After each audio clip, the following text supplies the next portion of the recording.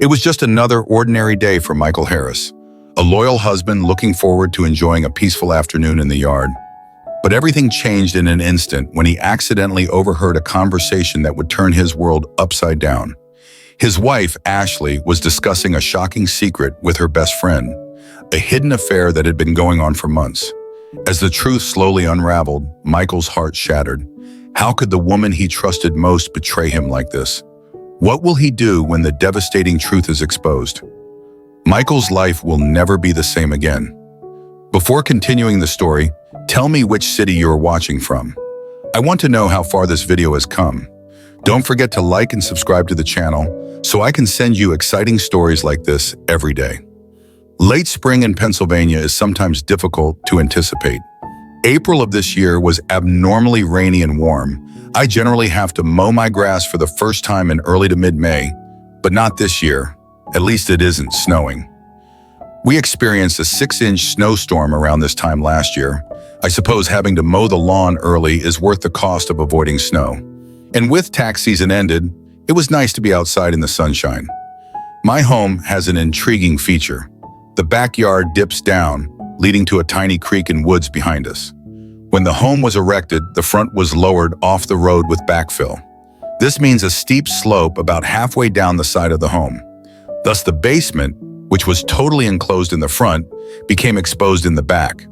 This enabled me to install a bifold service door, allowing me to store the mowers and other equipment without cluttering up the garage. It was one of my favorite aspects of the home. I finished using the mower and everything fell into place. I'm allergic to grass, so I couldn't wait to get upstairs and shower. I was ready to head up the stairs when I heard my wife's voice. I had noticed her friend's car while cutting the grass in front of the house, so I wasn't surprised to hear talking.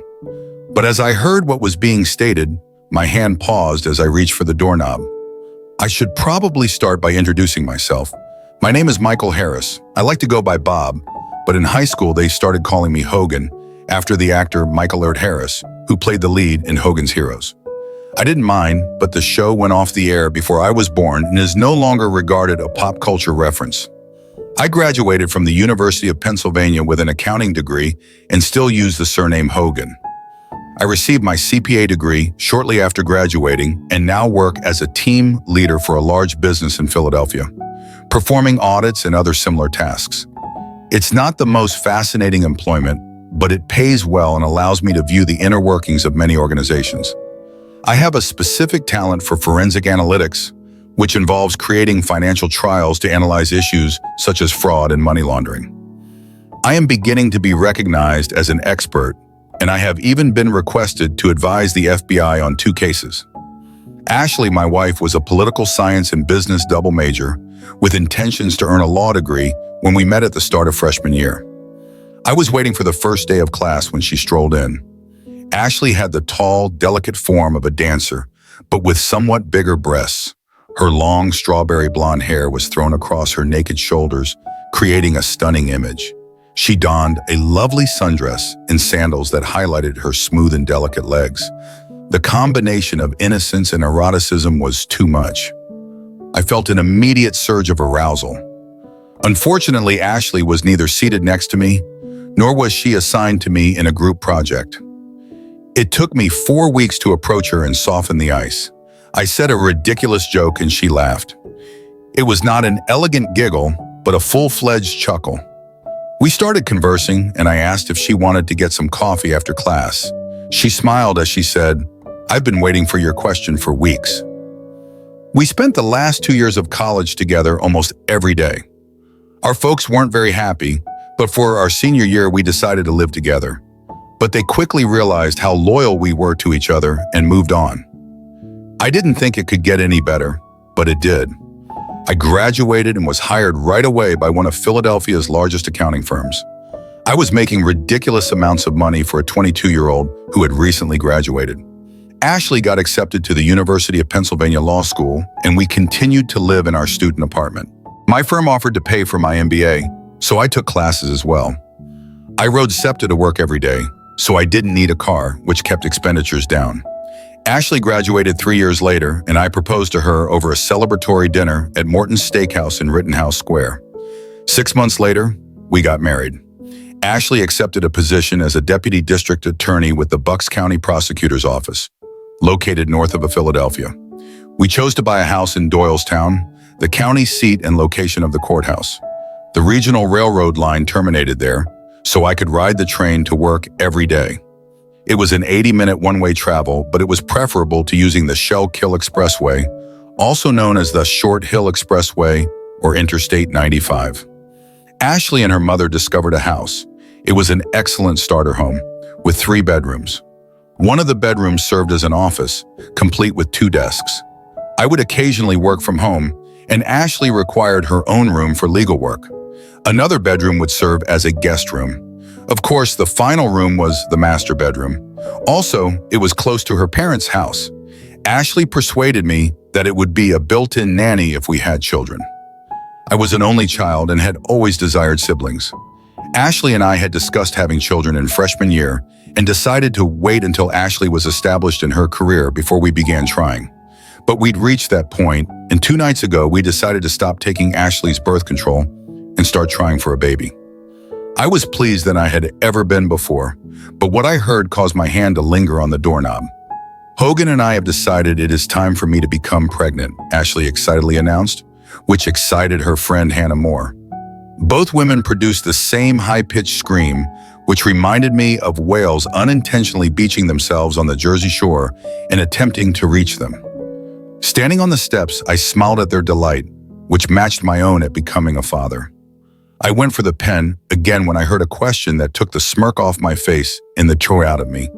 Olivia remarked, "That's wonderful, Ashley. But what will you do about Richard?" Richard. Ashley drew her friend against her. Hogan is outside mowing the yard. There was a pause and I noticed her gazing about, expecting me to emerge. She spoke again. I'd previously informed Richard that I was stopping the affair. He was okay with it. With Grossman stepping aside from his Senate seat, Richard believes he has a real opportunity. Getting caught having an affair with an employee would be quite embarrassing. So simple. 3 sentences devastated my world. Richard Johnson was Ashley's boss at the DA's office. He was a widower in his early 40s. His wife Ann died of breast cancer, leaving him as a single father to his daughter, Amanda. Richard was a political beast, and Ashley relished telling me stories about his maneuverings within his party to compete for higher office. I guess I just discovered how my wife had access to all of this underground information. "Really?" Hannah replied, "simply going cold turkey? You've been hot and heavy for 6 months, and you're about to give up on a muffin stud." The teasing doubt in her tone made me want to rip Hannah's head off. She was a Penn classmate, and I knew her before Ashley. I knew Ashley and Hannah were great friends now, but I assumed she was also my friend. Guess I was mistaken. "Stop it," Ashley argued, giggling. "You are very awful. Richard is a superb lover, yet it was impolite to play with him. I adore Hogan, but Richard just took and used me, whatever he wanted. There was no love in it, simply sheer sex and strength. Now that Bob and I are expecting a kid, I don't want to take any chances. I love Hogan and intend to be a nice and faithful mother. How many more cliches will we breed here?" I wondered. All that remains is to get home, find an unexpected automobile in the driveway, and discover them having sex in my bed, and everything will be complete. I wanted to rush into the room and yell. I wanted to wreck the room, but my muscles were paralyzed. I was astonished and couldn't move. My heart pounded in my ears.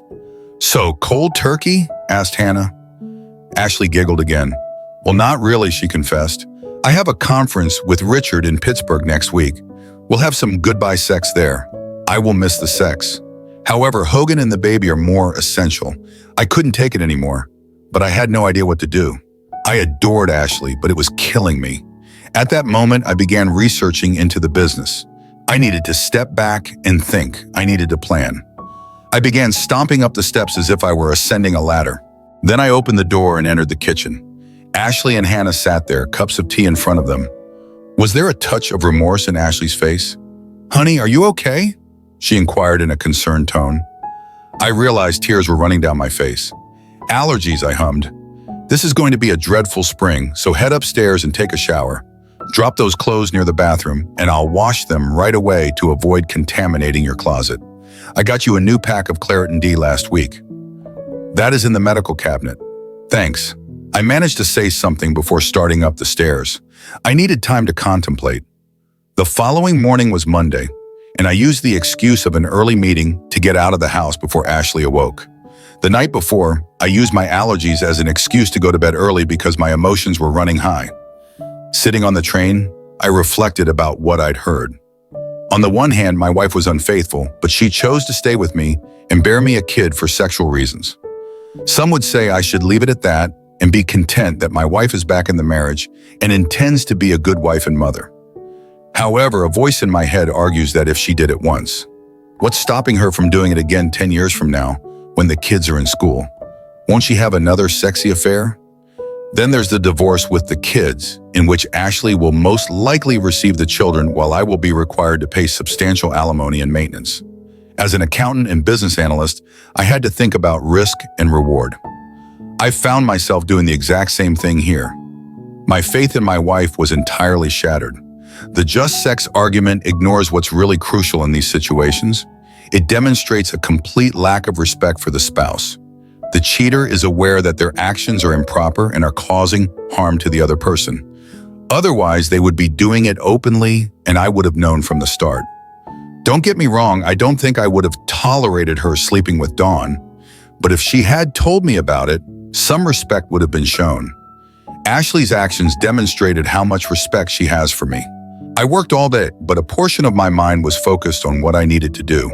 I had no proof beyond an overheard exchange. I hadn't observed any changes in the last 6 months. While the affair lasted, a direct confrontation without proof would be a huge risk with little payoff. Ashley will deny this. Richard Johnson would dispute this. Taking any lawsuit to court would be financial death, as every judge, politician, and the lawyer in the surrounding counties knew Johnson. I'd be buried to keep his name pure. I considered just leaving and starting anew somewhere else. It was enticing, but the house would act as an anchor around my neck. Ashley couldn't afford it on her salary alone, and we had almost little equity. She'd have to sell it quickly to prevent foreclosure, and given the current status of the market, that seemed doubtful. It would have devastated both of our credit histories. Being a CPA with a terrible credit history is not a smart idea while looking for a new job. How can anyone trust you with someone else's money when you clearly can't manage your own? I required proof before taking action. I received it. However, it came from the most unlikely source. 3 days later, I hung on, but I still couldn't find any evidence to back up what I'd heard. Her personal laptop was clean. There's no secret. Email accounts were discovered, but no seductive lingerie was concealed in a box in the back of her wardrobe. There were no receipts from locations she was not authorized to go. Absolutely nothing. Ashley then called me at work and informed me that we had been invited to a political announcement party at Richard Johnson House on Friday night. I assumed it was his high-profile declaration that he will run for a seat in the United States Senate. I considered making a high-profile declaration, but I lacked proof. Damn it, we came just in time for the big occasion. Johnson owned a large residence at Washington Crossing and a modest horse farm. Please comment number 1 so that I can know that you liked the video and subscribe to our channel. Your support is a great inspiration and encouragement for us. Thank you very much. A large tent was built up in the backyard to accommodate all of the guests, and when we stepped in at the front of the receiving line, Richard Johnson, who is a widower, stood asshole style. Johnson didn't have a wife to play hostess, so he supposedly enlisted his 21-year-old daughter. She stood behind her father, greeting the guests as if she were born to do so. When it was our turn, Johnson grinned warmly at Ashley and said, "Ashley, you did it. How beautiful."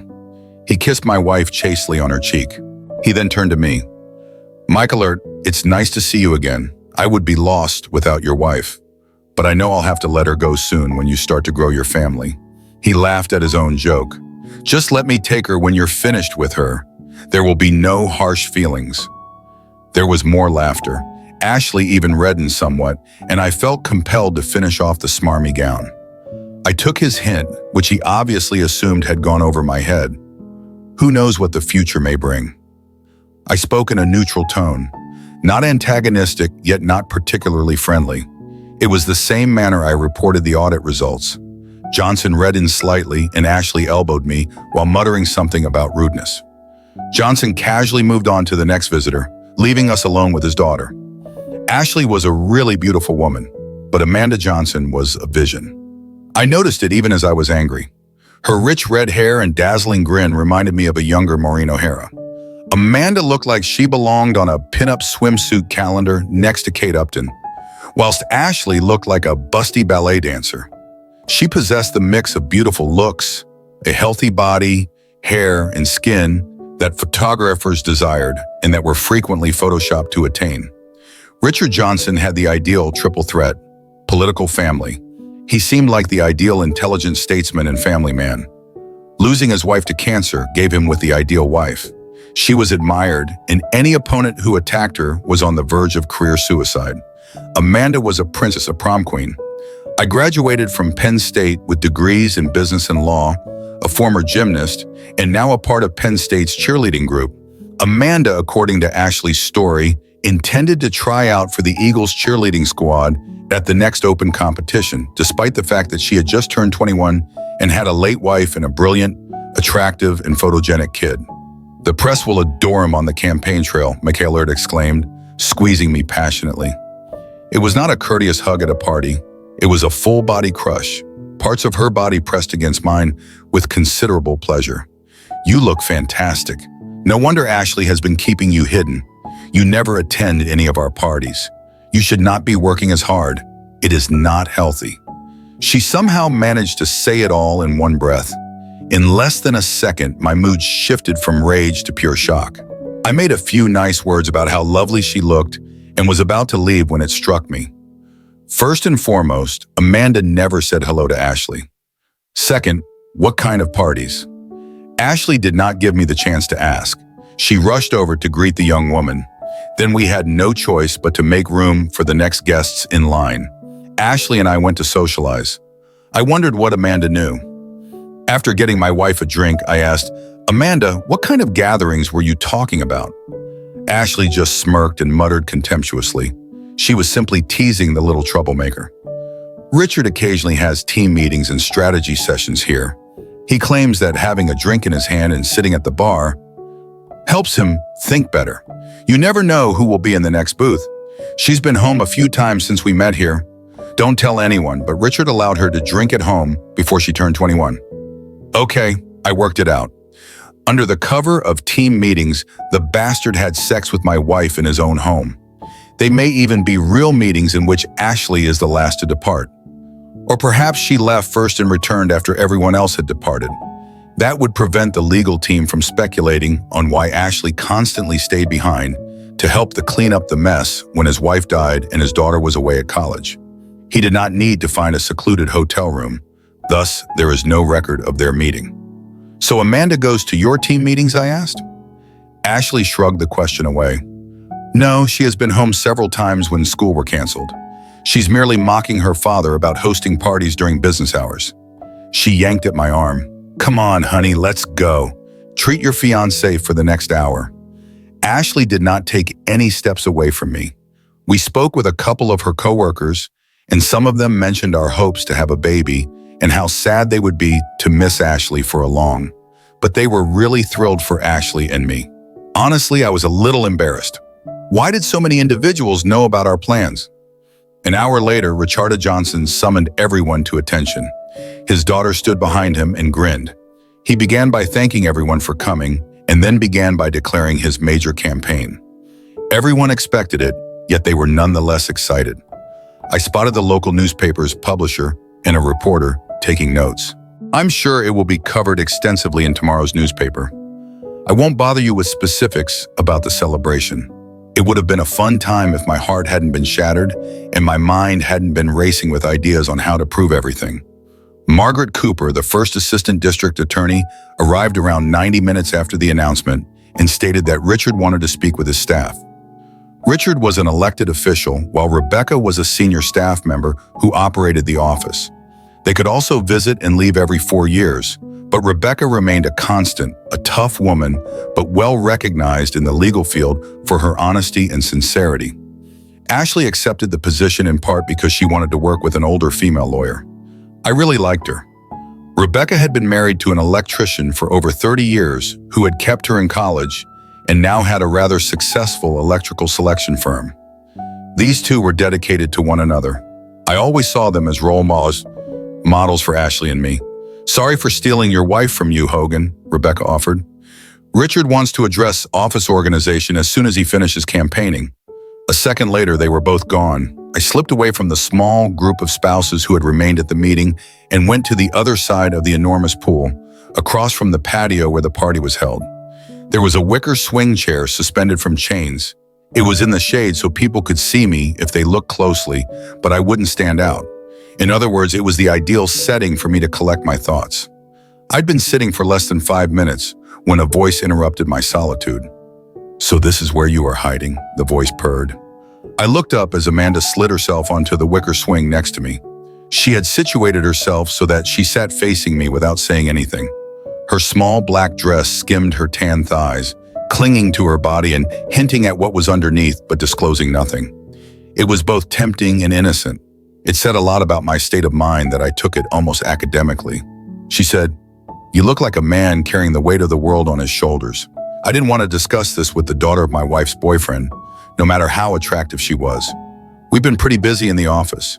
There are numerous inspections going on. I asked to discontinue the chat. "Really?" Amanda inquired in a curious tone. "I just finished my last accounting class at school. For several classes, we discussed the applicability of forensic accounting in law enforcement. I thought it fascinating. Even throughout my anguish, it astonished me." "Really?" I asked incredulously. "It's not sexy or anything, but it's really detective work to pick out all the proper pieces of information from a slew of other facts and combine them to produce a clear picture. Furthermore, because some people are attempting to hide this information, the situation becomes much more convoluted. Most individuals see it differently." Amanda began to explain in detail about what she had learned in class and why she appreciated it so much. I have to say, I was amazed. I've had interns at the firm who couldn't speak as eloquently about this subject. Focusing on her words allowed me to overlook both her appearance and, more significantly, the wrath that was bubbling inside me. I felt myself sliding into my job as mentor. It helped to take my mind off the emotional stress. "Did you truly enjoy the class?" I commented. "You appear to have learned the material quite well." Amanda flushed at my compliment for a moment. I noticed a sweet girl who was genuinely moved by my praise. "When I graduated from high school, I seriously considered joining the FBI. Dad wants me to become a prosecutor or work in one of his friend's legal businesses. I don't think that is what I want to do. You should pursue your own aspirations, not your father's." It was honest advice. Not that I was opposed to upsetting the jerk's plans. I've done some work with the FBI when audits revealed something criminal. Sharp people spoke out before Amanda could respond. Ashley walked out from the shadows. "That's where you disappeared. You did not do anything inappropriate?" she asked teasingly. Amanda turned to face my wife and smiled brightly. "We were just discussing Bob's employment. We had just discussed it in class. I wanted to acquire an expert's viewpoint. So Hogan is him." Ashley spoke proudly. "I reviewed one of his audit reports, which showed an employee embezzling money using his boss's password. Hogan discovered that some of the transfers occurred when the individual was on a business trip, but the login was from the corporate headquarters. Most of us would have stopped when we saw the boss." Hogan continued digging. "I could have obtained a conviction against that employee on the first day of law school." Hogan denied the prosecutor's office any prospect of success. Ashley looked at me proudly as she told me this small story. It really embarrassed me. How could she be proud of me and say she loved me when she was in a 6-month relationship with her damn boss? Ashley's question must have cast a shadow on my face, revealing my bewilderment. "What is wrong, honey?" "Nothing," I replied, just thinking about the problem. "Okay, that's enough," Ashley admonished Lee. "It is a party." She strained to regain her breath and replied, "Hogan, you will never guess the opportunity that has come my way. Richard and Rebecca want me to take over the administrative duties because I intend to go on maternity leave as soon as you finish your work. That way, when I depart, there would be no more work to do. I will be working directly for Rebecca." Ashley's separation from Richard made my heart sink. My dreams were destroyed in a single second. Ashley says, I will have to travel on occasion. I'll be delivering vital paperwork to Richard throughout the campaign, so I won't be involved, but I'll be able to watch some behind-the-scenes action. This is going to be a lot of fun. I felt my heart hurting all over again. I understand. I've heard Ashley say she wants to end the affair so we can have a baby. However, I can readily imagine her rekindling the affair in preparation for campaign contributions. Who is to tell that if she becomes pregnant, the baby will be mine? The sex is based on my height and color. Without a DNA test, this would be extremely difficult to determine. My rage began to swell, but I held it in. Now wasn't the time. Amanda began conversing with Ashley about her new role in the campaign. They soon became interested in their chat, and I was forgotten. I took advantage of the chance to gather my thoughts. After tonight, I would begin plotting. I needed a means to counteract Richard's political power, but truthfully, I had no notion how to do it. 2 days later, I received an answer at my office. Your appointment is at 4 o'clock. My receptionist called out from the open door. We can no longer call them receptionists. I checked my Outlook calendar and found nothing booked. Before I could respond, she strolled in. Amanda Johnson, hello, Hogan, she called out as she entered the house. Her beautiful dark red hair fell over her shoulders. She was dressed in a light sundress that accentuated her beautiful legs, as well as sandals with straps that surrounded her legs almost to the knee. Her breasts were moderately covered. There was no visible cleavage, but the material strained against her chest. Suggestive, too thin straps supported the garment, leaving her arms exposed. I was speechless as I watched her enter. I hope you do not mind, Amanda began. She shut my office door behind her. I informed Mary that we had an appointment to discuss my profession and how Ashley works for my father. I politely rose from my seat. I'm pleased to see you. I was only working on some reports. I motioned for her to occupy one of the chairs in front of my desk. I sat down when she had taken her seat. What would you like to chat about? Amanda's cheerful expression vanished abruptly. I believe you know Bob. I could see it in your expression when you spoke to my bastard father. I'm so sorry. He damaged such a good person. I was stunned. It was not what I expected. What exactly are you talking about? I asked cautiously. Amanda grimaced. My father is having an affair with your wife. I leaned back in my chair, surprised by how bluntly it was delivered. Have you just found out? Amanda asked quietly. I nodded. I apologize. How? When did you find out? I asked. Approximately 3 months ago, Amanda admitted. I'm not sure when it started, but I learned about it in February. One Friday, I arrived home early, and they were holding one of their meetings at our house. I had a late lunch with a high school acquaintance, so I just dashed in, dropped off my belongings, said hello, and left. Dad inquired when I'd be home, and I replied after supper. My pal was sick and couldn't make it. I took a bite to eat and went home. I watched my father and Ashley having sex in our hot tub. I snapped photographs of them and even made them run nude inside the home. There was 1 foot of snow on the ground. You took images of your father having sex? I inquired in shock.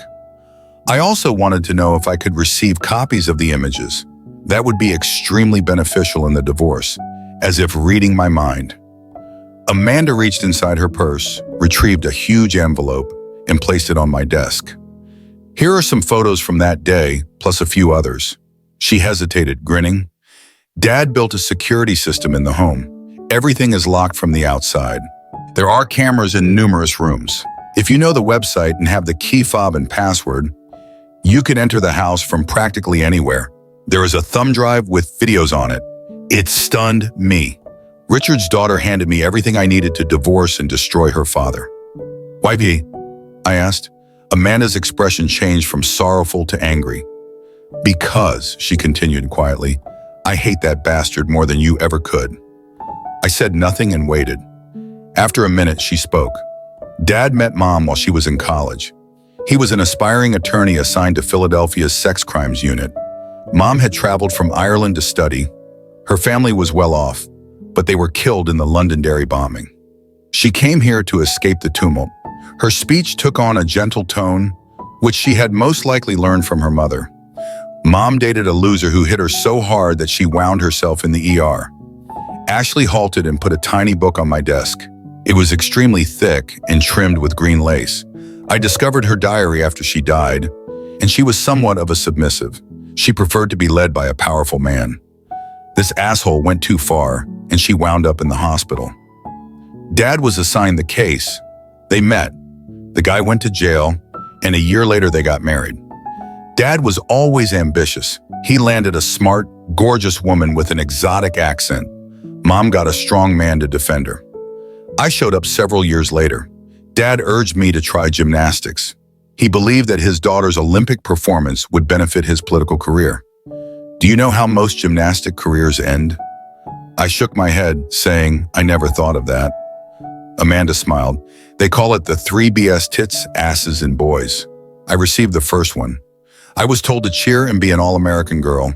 I didn't mind because I liked performing, but by the time I was 16, I understood I was merely a prop for my father's dreams. Mom knew about it virtually from the start. Dad has been having affairs virtually since they were married. Mom knew and begged him to stop, but she was too weak to intervene. She felt trapped. She was a confirmed Catholic, so divorce was out of the question. Amanda paused for a moment, and I allowed her to gather her thoughts. After a moment, she continued, Sometimes I wonder if her poor response to cancer treatment was the result of her unconsciously wanting to die or actively sabotaging her treatment. Either way, I was with her in the hospital when she died. The official story goes that my father was in court seeking a murder charge. He got the doctor to change the time of death. He was actually banging his assistant in her apartment to celebrate. He just displayed the mom as his trophy, and the press loved the story of how they met. Heroic prosecutor goes to rescue a battered woman. Hell, the bastard beat her himself more than once. From what I've seen, why are you telling me all this? I had to ask. Because you don't deserve it, Hogan. My father, he's not a very nice man. After my mom died, he hid his affairs until I left for college. Then he started having meetings at the house, and they aren't just for his work. He also holds meetings for some of the charity groups he's involved in. I know for a fact that he sleeps with 2 other women from these groups. One of the poor women actually thinks it's true love and is going to leave her husband. Ashley thinks so, I asked. I knew I'd heard, but I was still curious. Amanda shook her head and replied, no, she seems to think it's just fun. They say power is the ultimate aphrodisiac. Ashley seems to be proof of that. I heard her talking to Daddy about some senator they were meeting and how excited she was when she got back to Doylestown. I flinched at such a rude remark. I even remembered that day I had come home to a wild woman, and it had been one of the best nights of sex of my life. The cherished memory was now tainted because I knew my wife probably wasn't even thinking about me at that moment. So what do you want? I asked.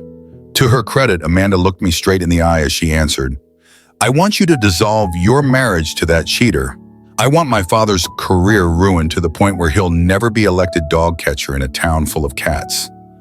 I thought about just sending my stuff to the side, but he has too many friends. I think together we can make them pay. Won't it be harder for you to finish school? She shook her red hair again. No, my mom left me her inheritance as a trust fund. I haven't touched it. But if I needed to, I could pay for the rest of my tuition and my MBA, and I'd have a pretty good margin left if your mom had so much money. Why didn't she take you and leave? She could have gone to Ireland wherever your father got to.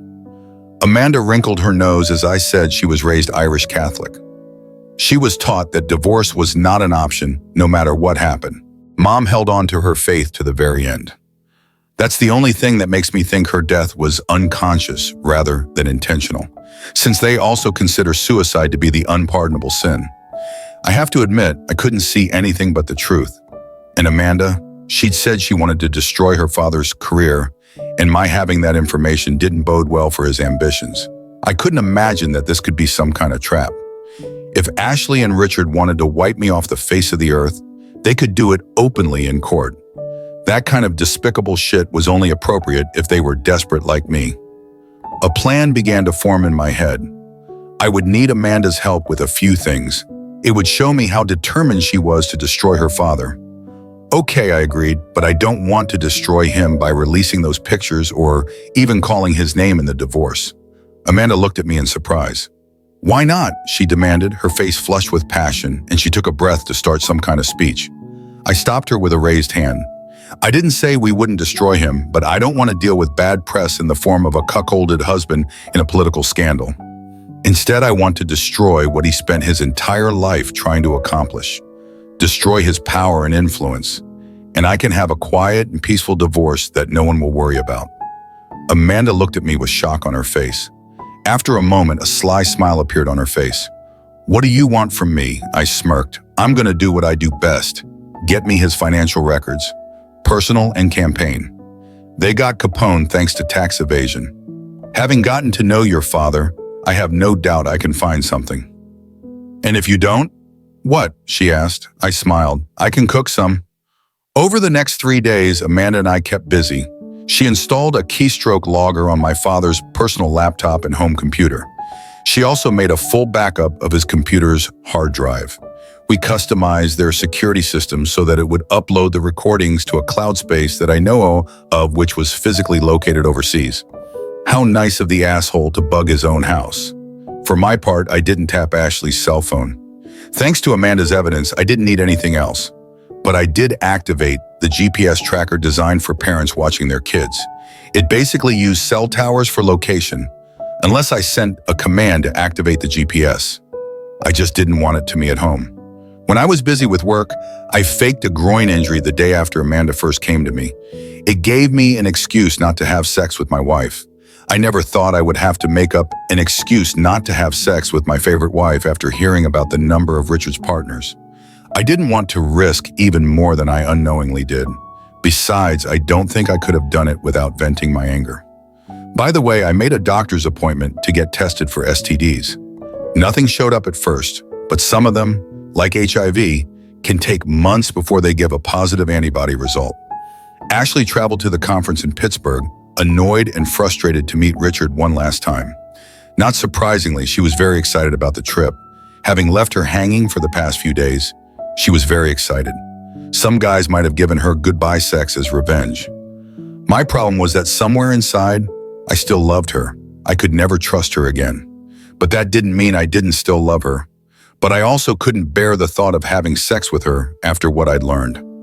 It was Thursday morning, and Ashley was waiting with her packed bag for Richard and a junior lawyer from their office who was traveling with them to a conference. I wondered if the young guy knew he was their cover. "So I'll be home Sunday afternoon," Ashley said, coming in behind me and dropping my bag by the front door. I sat at the table with my back to her and sipped my coffee.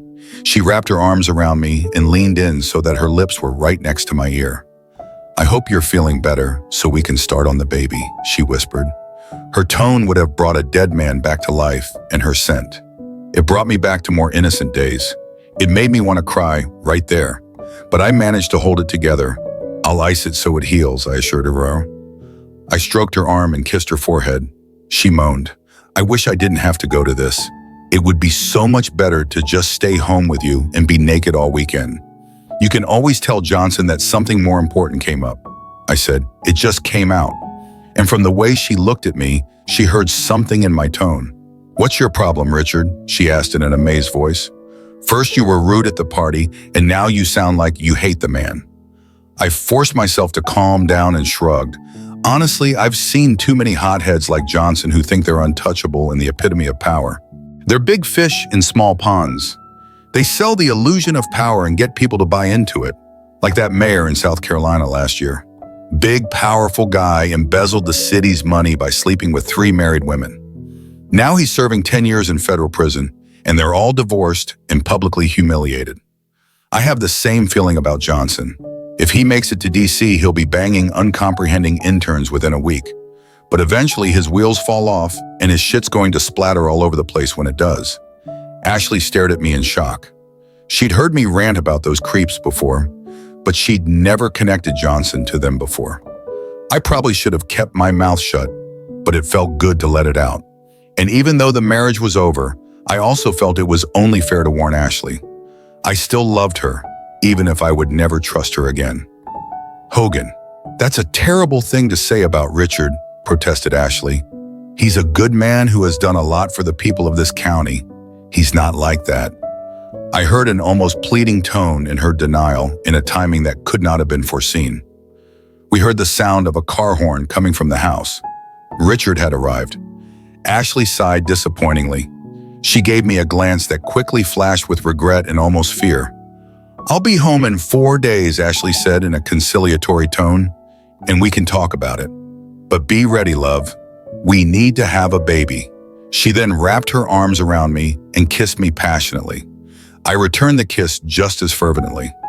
"Have a good week," she exhaled. "I love you." "I love you too," I replied. She picked up her bag and opened the front door. "Bye, darling," she called over her shoulder. "Goodbye, Ashley," I said. Then I closed the door. 30 minutes later, I left on the train for the city. Amanda and I had an appointment at the FBI. Turns out I didn't have to manufacture any evidence. I would rate Richard Johnson's embezzlement skills as moderately intelligent. Amanda and I met at her off-campus apartment to go through the documents she pulled from his computer. Pretty standard procedure.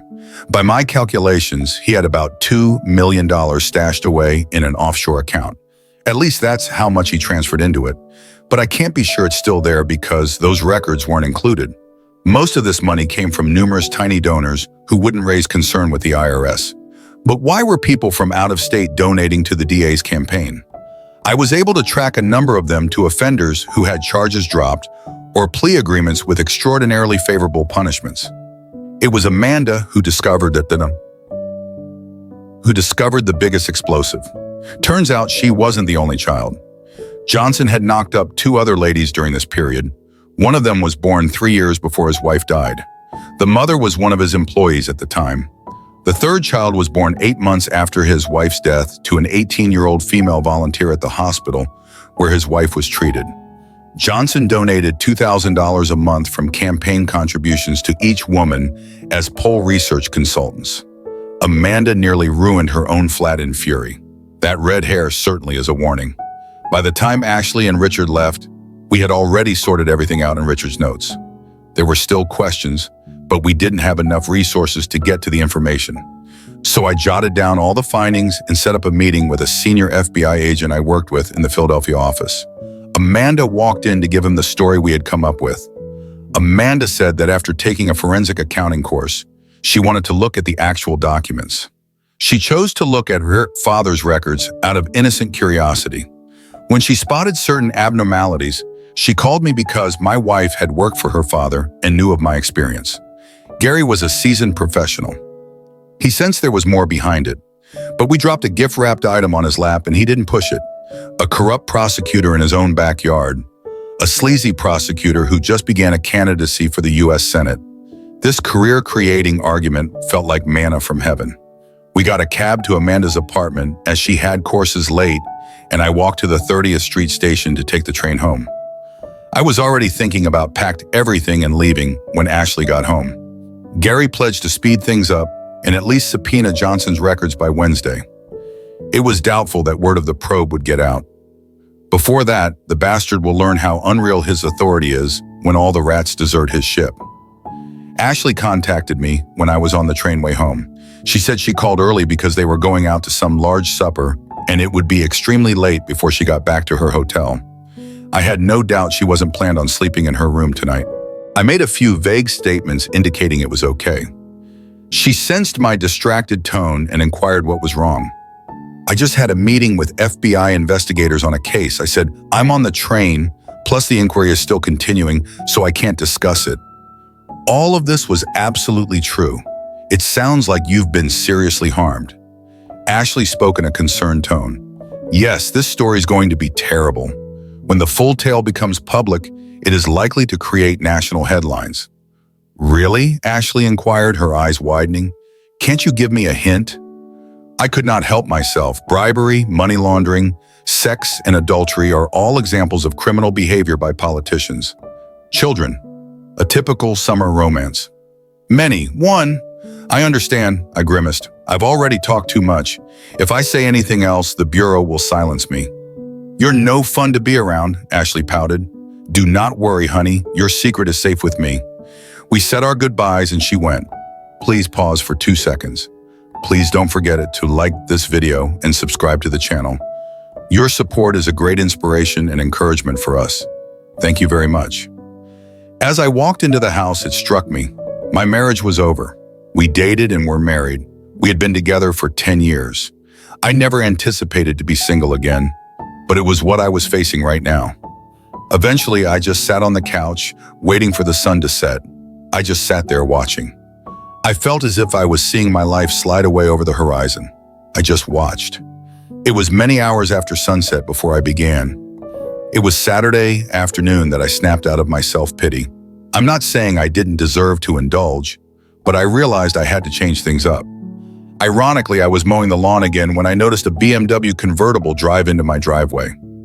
I paused the mower as Amanda got out of the car. The first thing I noticed was her long, pale legs protruding out of the driver's seat. She was wearing her sandals again, this time with delicate laces wrapped around her calves. They always reminded me of the ancient Greeks. As she stood, I could see her carved legs flexing, indicating the strength hiding beneath her hard skin. In keeping with the Greek theme, she was dressed in a pure white toga-style dress that reached mid-thigh but had 2 inches of lace at the bottom, revealing a few enticing glances of her upper thighs. The dress was made of a lightweight, silky material that fitted her curves and appeared translucent. Her firm breasts were supported by a bikini that showed through her outfit.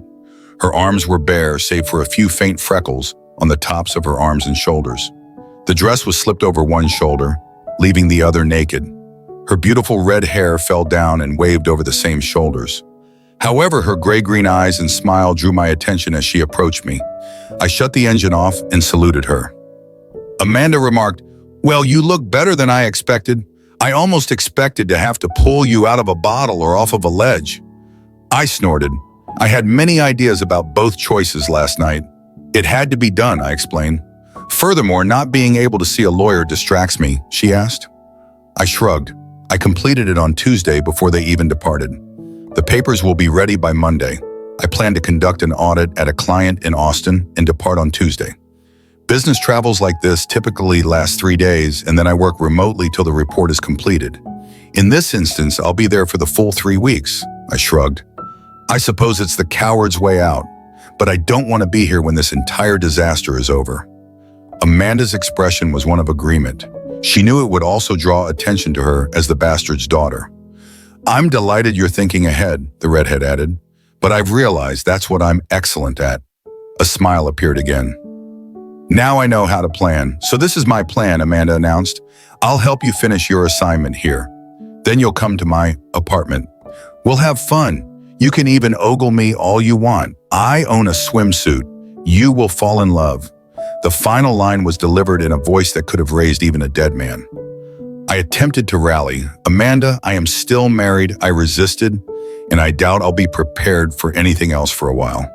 "You need to let out some steam before you erupt," the sexy redhead girl insisted. "Furthermore, as the adage goes, what's good for the goose is good for the gander." Her glance was simultaneously humorous, cunning, and guileless. I couldn't help but laugh at one of those amazing coincidences that proves reality is stranger than fiction. We ran into Hannah, of all people, after I finished my yard work. I washed up, and we went out for a late lunch at a lovely restaurant. I wasn't searching for revenge sex, but it felt good to get out of the house. And going on a date with a woman as nice as Amanda, and who looked exactly like her, would be easy. As I approached the restaurant, I spotted a car parked near to it. It was a Levi's automobile. I always thought it was illegal to put items and Jersey Shore bumper stickers on a Mustang.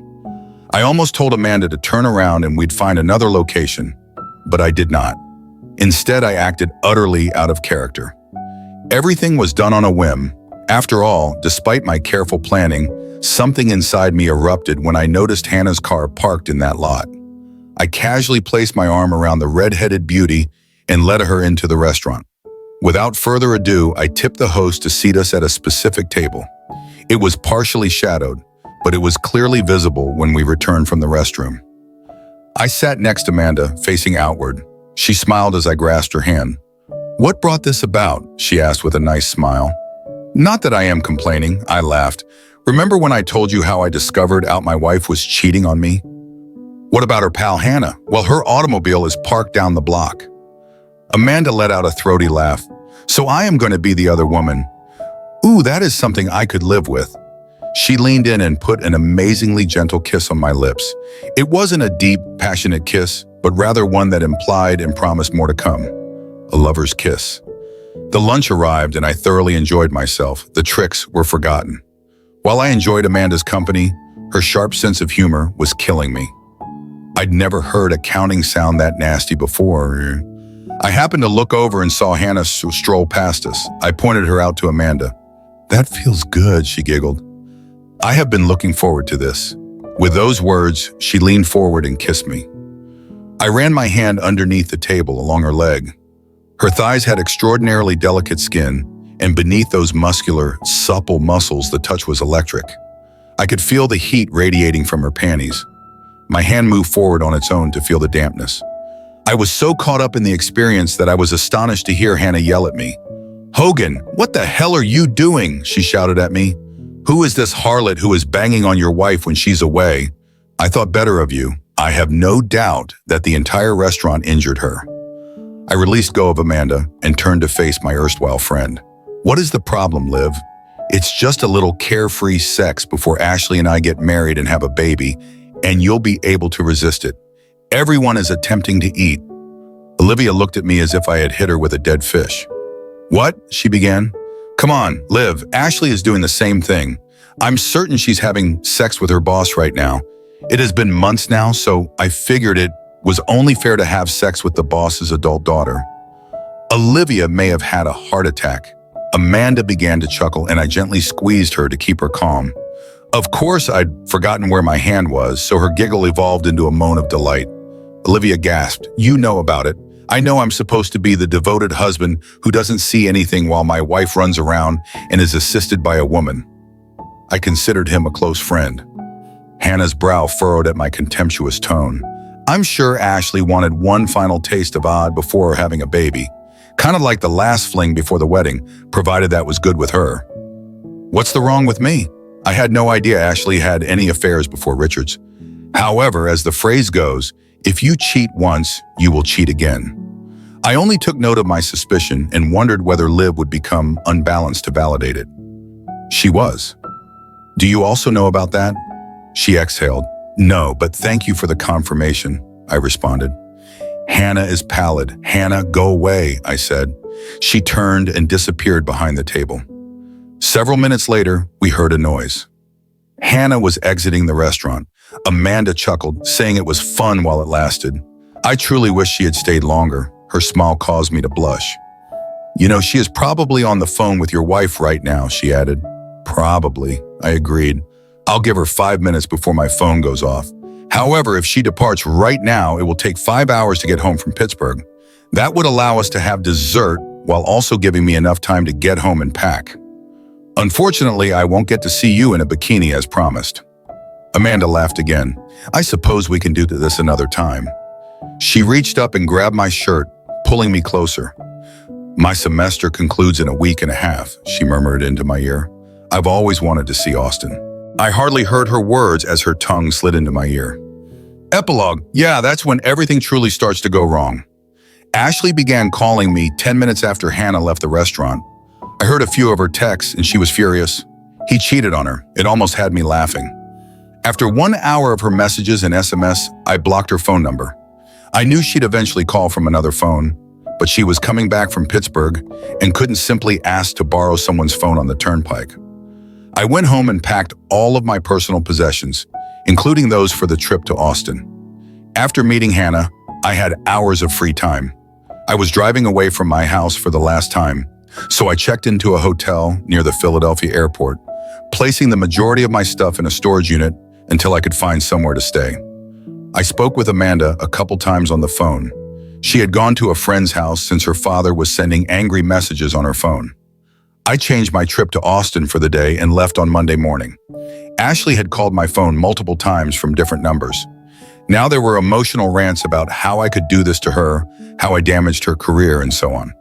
Apparently, the original uproar drew a lot of attention. Then someone posted a very accurate narrative on their blog, referring to Amanda and I as players.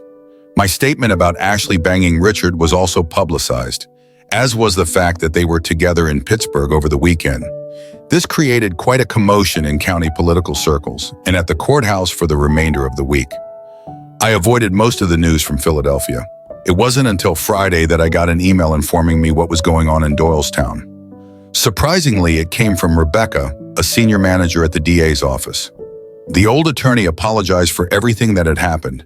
She knew Richard was meeting two people outside the office, but she had no idea Ashley was involved. She also appreciates that I retaliated by using the law against the attorney. According to Rebecca, the fact that we could do box office was significant. On Monday morning, Richard was in the office dealing with the fallout while denying any inappropriate behavior on his part. He tried to sell the scenario as being about my daughter rebelling under the influence of an unfaithful husband. Ashley received divorce papers on Tuesday based on adultery. Photos, DVDs, and a letter from me were included, prompting Ashley's horrified scream as she read my note. Rebecca and two others rushed into the office. Ashley slumped on her chair from shock. Rebecca observed the images strewn on the desk. My message informed Ashley that I was not having an affair, but I hoped she understood how I felt about her and Jerk. I told her I couldn't marry someone I didn't trust, especially since I discovered she had cheated before. There wasn't much to do at the district attorney's office on Tuesday. Rebecca was attending a meeting in Richard's office the next day when four men in suits strolled in unexpectedly. Richard was angry at them for disturbing an important meeting when one of the men informed him that he had been arrested. He was completely stunned when they arrested him and released him out of the office, she claimed. They walked him right through the courthouse's front door, allowing media who had been warned to enter. I owe Gary several beers for that one. Rebecca ended the letter by apologizing for allowing them to behave in her office. She also begged me to let her know if I needed anything because I did not deserve this treatment. I'm sure part of her letter dealt with damage control, but mostly I believe Rebecca was the moral and professional person I always imagined she was. My hopes for a peaceful divorce had been derailed by my own stupid, impetuous behavior with Hannah at that restaurant. Philadelphia news sites were eager to report Richard's arrest and charges. As I told Ashley, the narrative had all the elements of a summer romance: sex, betrayal, retribution, and excessive angst. It was well received by news sources, and hungry 24-hour news services immediately grabbed it up. I evaded the worst of it because I was out of town and they couldn't find me because I had reserved a second hotel room 10 miles away from the one on my itinerary at work. I did check in there, however, and the reporters camped around it, attempting to catch me. I noticed on television that they were camping out in front of my house. Ashley did not appear, and they could only feel my family entering and exiting the house. Amanda had it the worst. As the daughter who turned in her own father, she still had to attend lessons and take exams. So for the first few days, the reporters had a simple time finding her. The school then kicked the media off campus for disturbing the students. It also helped that two ladies who had children with Richard had their own 15 minutes of fame after finishing the latest issue. Amanda snuck off campus and headed for the airport. The media was disappointed but not surprised when she did not attend the graduation ceremony. After a while, the story went to the secondary news category and remained there. It heated up as Richard's trial began, but he pleaded guilty to multiple offenses, earning him a 20-year guest appearance with the federal government. Fortunately, his guilty plea meant Amanda and I were not summoned to testify. Then it all vanished, taking Amanda, Ashley, and me with it. Surprisingly, despite all of the press, my divorce went very smoothly. Ashley signed the paperwork 4 days after getting them. I received a letter apologizing for what she had done to me and us. When she returned from Pittsburgh, she screamed angrily that she would never forgive me for cheating on her, only to discover that she was the only one who had cheated. She realized she'd been hypocritical. She accepted my offer of a 50-50th share and requested that I meet with her at a later date when things were less difficult so she could apologize in person. She finished by saying she will always love me and wishing me well. I later discovered from her mother that she had left her home and relocated to the Midwest to live with her aunt. Catching Richard transformed my career. Because I was hiding from the press, the FBI gave me full credit for examining Richard's records. I was considerably more thorough in Austin, where I discovered not only the embezzler they were looking for, but also a second one. They had no idea about it at the time. My firm promoted me to lead the white-collar crime unit, and yeah, some prankster dubbed the team Hogan's Heroes. But the nicest thing was that they assigned me an assistant who was a fresh college graduate eager to obtain expertise in forensic accounting. I've never liked working late so much, and that bikini looked even better on the floor of my hotel room.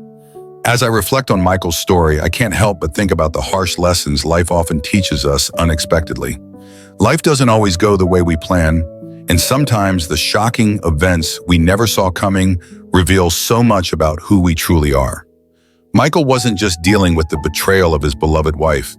He was also forced to face himself, his choices, his painful decisions that ultimately led to a new future.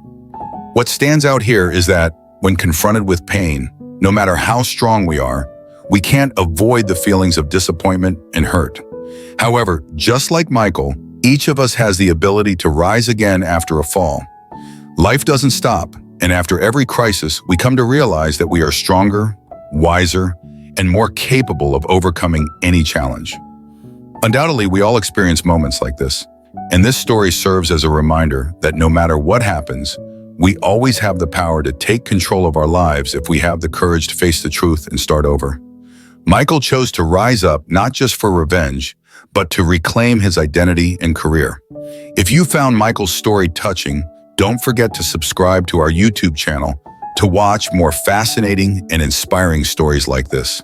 We'll continue bringing you captivating videos with meaningful messages about life, love, and valuable life lessons. Let's share these stories together so we can grow and inspire each other every day.